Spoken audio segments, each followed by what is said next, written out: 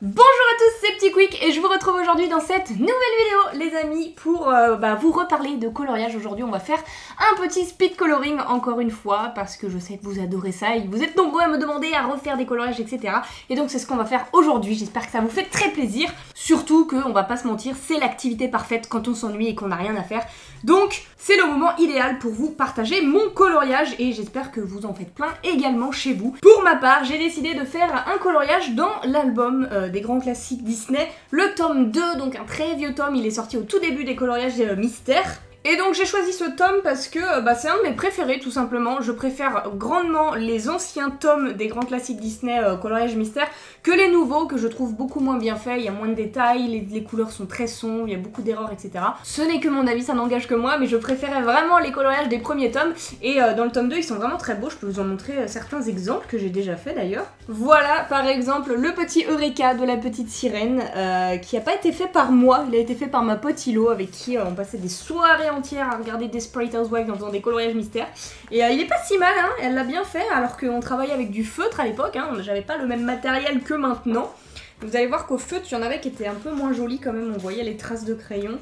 Comme celui-ci par exemple avec une muse d'Hercule. De loin ça se voit pas trop, mais d'un petit peu plus près on voit quand même qu'il y a des traits de crayon feutre. Mais les couleurs étaient quand même pas mal choisies. Voilà, sinon on avait des petits chats, des aristochats. Simplet de Blanche-Neige, il est très cool avec ses deux joyaux là à la place des yeux.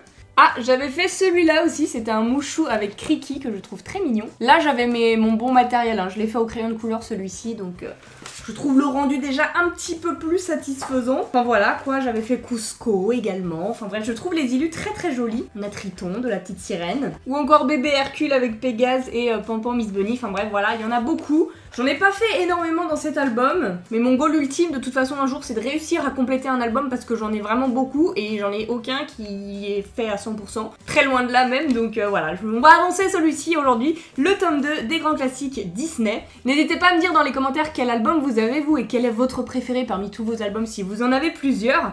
Et puis si vous hésitez, eh bien moi je vous conseille en tout cas les premiers albums. Bref, ceci étant dit, après avoir montré quelques petites illustrations, on va passer au speed coloring. Je vous rappelle, comme à chaque fois que je fais un speed coloring, que tout le matériel que j'utilise est dans la description. Et comme d'habitude, eh bien n'hésitez pas à me dire à partir de quel timing vous avez reconnu le dessin de quel personnage il s'agit. Celui-ci, vous allez voir que je l'ai pas choisi totalement au hasard et que c'est un petit coup de cœur pour ma part. Donc let's go, c'est parti pour le speed coloring.